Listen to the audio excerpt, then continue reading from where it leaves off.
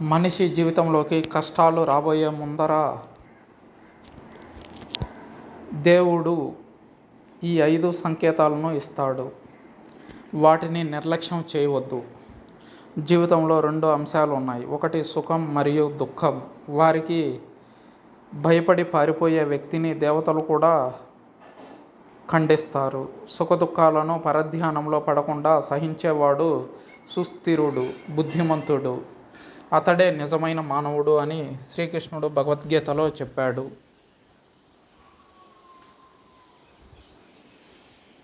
కష్టాన్ని, సుఖాన్ని రెండింటినీ సమానంగా తీసుకోవడమే భగవద్గీత సారాంశం.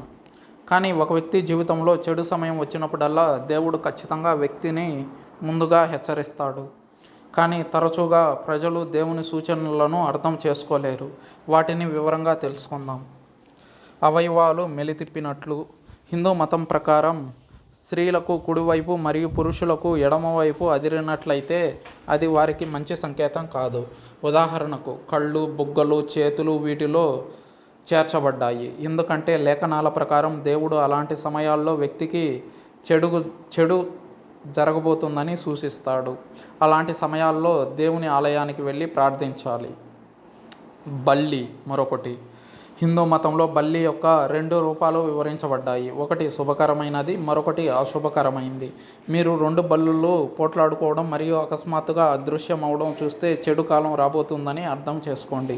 ఈ సమయంలో ప్రతి మంగళవారం హనుమంతుని పారాయణం చాలా మంచిది. 3వది నీరు. మీకు కలలో అగ్ని కనిపిస్తే అది శుభ సంకేతం. కానీ మీరు నీటిని చూస్తే చెత్త రాబోయేది మీ జీవితంలోకి అని అర్థం చేసుకోండి. ఈ పరిస్థితిలో శరీరం నుండి లేదా కుటుంబం నుండి, గృహం నుండి డబ్బు, ఆరోగ్యం నష్టం జరగవచ్చు. చట్ట వ్యతిరేకమైన కార్యకలాపాలు మీ మెడకు చుట్టుకునే అవకాశం కనిపిస్తుంది. ఇటువంటి సమయంలో ఇంట్లో శ్రీమద్ భగవద్గీతను పాటిస్తే కొన్ని సమస్యలు తగ్గుతాయి. ఒక కలలో స్త్రీని చూడడం. రాత్రిపూట వచ్చే కలల గురించి మన గ్రంథాలు చాలా చెప్పబడ్డాయి. రాత్రి చివరి గడియల్లో కల వస్తే ఖచ్చితంగా నిజం అవుతుందని అంటారు. మీకు కలలో ఆవు కనిపిస్తే దేవతలు మరియు దేవతల ఆశీస్సులు మీపై ఉండబోతున్నాయని అర్థం చేసుకోండి. కానీ మీరు స్త్రీని చూస్తే మీరు తీవ్రమైన ఇబ్బందులను ఎదుర్కోవాల్సి ఉంటుందని అర్థం చేసుకోవాలి. నల్ల పిల్లి. హిందూ మత గ్రంథాల ప్రకారం ఒక వ్యక్తి కలలోకి నల్ల పిల్లి వస్తే అది చాలా అశుభం.